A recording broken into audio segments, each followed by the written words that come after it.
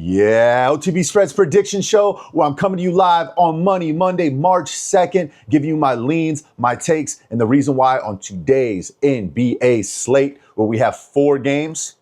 Before we get into it, let's review the month in the past. Guys, we had an incredible February and an incredible January. January going 26-5, 26 days in profit, 5 losing. Then in February, we had 21 days in profit, 7 losing. That is a great winning percentage. I don't care. Green is green, profit is profit. We grew our bankroll, and that's what matters. Some days we had plus 14 unit days. Other days we only had 1 unit winners. But hey, money is money, and having more to double down in your bankroll is all we're looking for in this business. Last night, just to cap it off on the recap, we had 4 lotto plays across all of our sports. Yesterday, we covered college basketball, NBA, and EPL soccer. We missed a plus 71,000 lotto by 1 goal on the Stuttgart game. It's a heartbreaker, plus 71,000. You don't get those shots every day by 1 leg. And then literally last night to close out the night, we missed 2 NBA lottos, 1 plus 4,000 and 1 plus 11,000. 1 rebound away with Chet Holmgren on 1 ticket, and then 1 3-pointer short from Luke on another. And to see Luka get ready to check back in, and then LeBron drills those 3 threes in a row, and then Luka and Reeves walk back to the bench. It was like, damn, you sold my ticket by getting hot from deep, you know? But that's game. That's part of it. We can't control it. We could have dumbed it down and watered it down and you know, cut all of those by 2, right? And we would have cashed. If I'd have taken Holmgren for 8 and I would have taken, you know, Luka for 3, yeah, but then you don't get the big lotto. You don't get the big story that, hey, man, I bet this and I made this. You know, that's part of the strategy behind what we do here at On the Ball Spreads. We'll take our locks and we'll take our, you know, our sure plays, and we'll throw more money at those.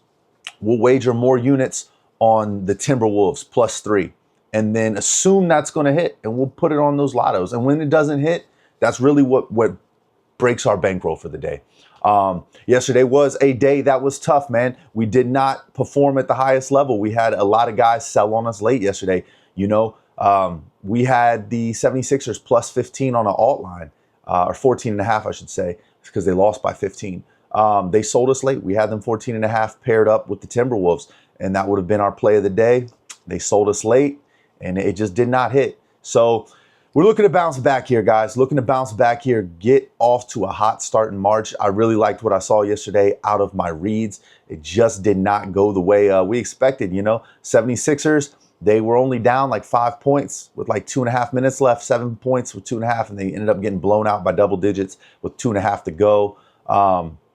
Yeah, and then, you know, we had a couple looks like Purdue.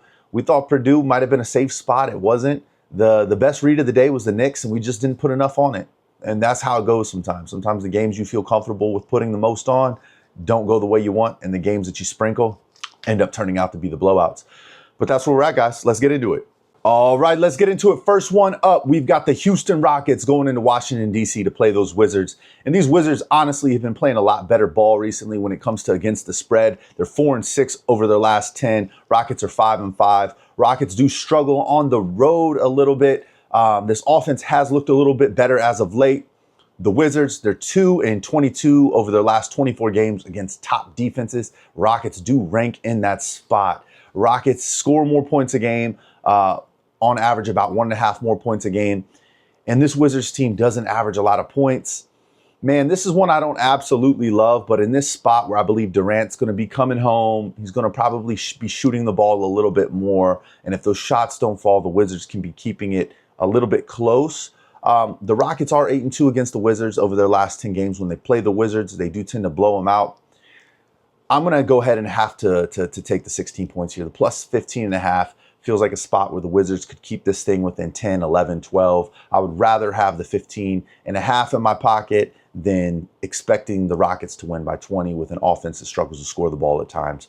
I could see the Wizards pushing the pace here tonight and keeping this thing within striking distance. I don't think they have a chance at winning at all, but I don't think that they're going to get blown out to the level of 20, 30 points. I think they keep this thing in the teens, and if they're going to do that, I like my chances having 15.5 in my pocket. So that's where I stand on this one.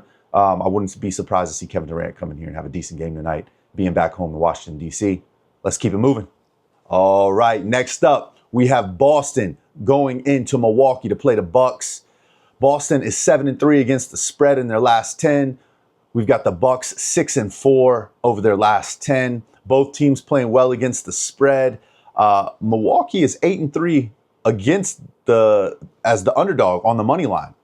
In their last 10 games, they're 8-3 against the favorite on the money line. So they've actually won some of these games outright on the money line over the last 10 games. And when I'm sitting here trying to pick a side on who I want to lean, I know Boston just played the other night, and I know that the Bucks just played the other night, both of them on back-to-backs. I got to go. I don't love laying the -7.5 with Boston, but honestly, they're the better team. They have the best player on the court in Jaylen Brown. This line opened at -5.5. If you got that, you got it for a steal. That's where all the sharp money went, and it moved fast. I didn't even get a chance to grab it at -5.5, to be honest with you. I was looking for it, couldn't find it, but I did see that's where the line opened, and it went quick. So that's where you always find the edge at typically, is when the line's open. If you can get a good line and it jumps, then you go that way. But then sometimes you see the steam moving the other direction, and you could have got more of a discount, it just depends. But this one's not going to be one of those spots. It's only going to go up. Give me the points. I'm going to lay it with Boston, -7.5. I'm not scared to lay it with those guys, with Jaylen Brown and Derek White shooting the ball at a really high clip last night. He was due to have a game like that.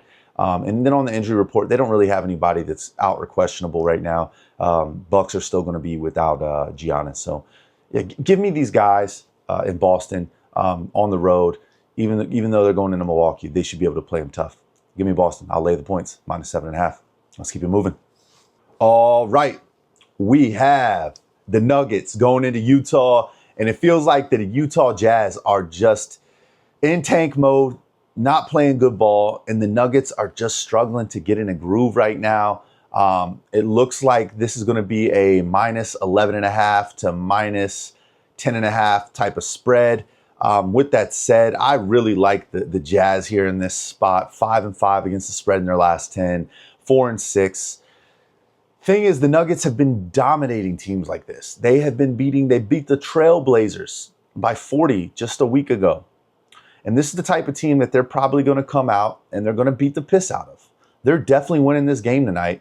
They're 22-7 as favorites on the road or at home, but that number's grown because they were just 22-3. So they've been losing games outright. The Nuggets have recently. They're 7-0 though against bottom scoring defenses, teams that struggle to cover the offense, that allow too many points in the paint. That's this Jazz team, but they're in tank mode and we know that. My thing is, they just played a really tough game against Anthony Edwards and the Timberwolves yesterday. They're on a back-to-back traveling to Utah at elevation. I know they come from Denver and they're used to playing at that, and they just played in it yesterday. But I just think that there's going to be some weak legs. They're going to be a little tired. I like the Jazz to stay within this number. I don't think it's going to be a big blowout.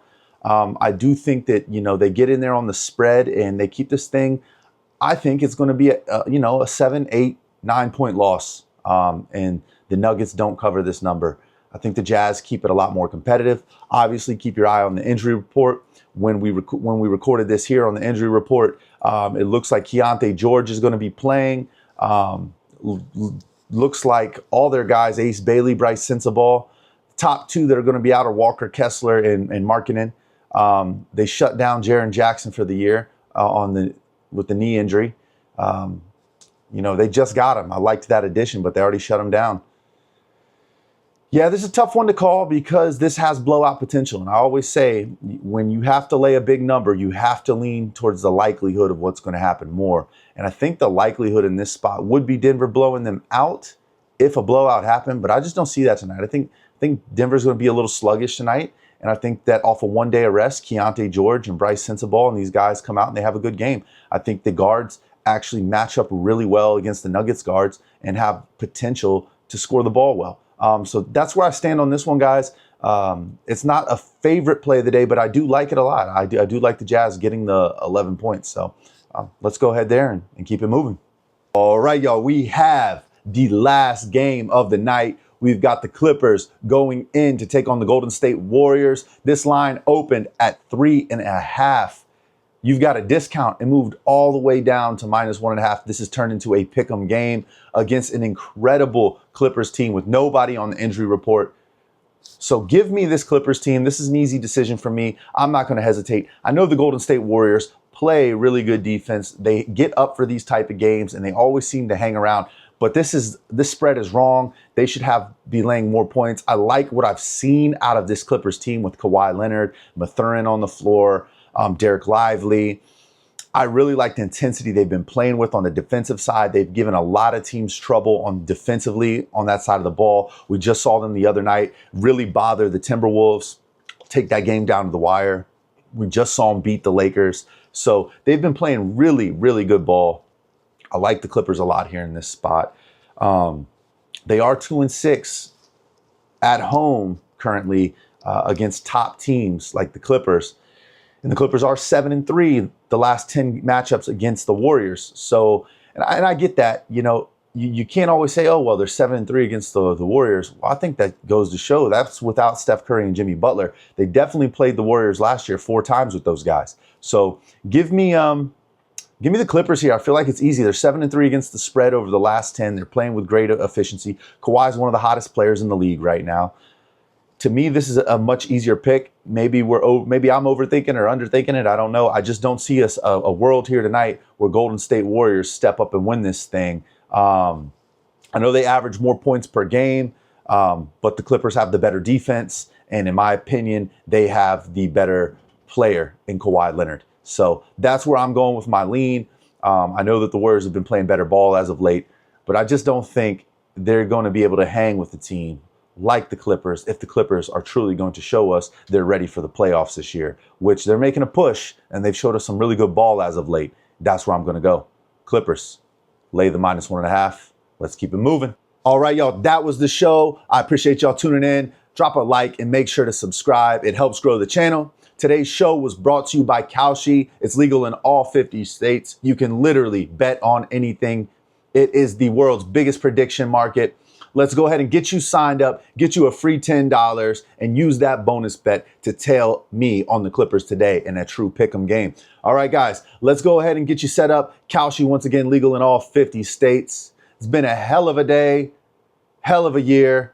Now let's continue to run it up. I appreciate you guys tuning in. Now let's book the one way, make some money, and have a hell of a March Madness. Let's go.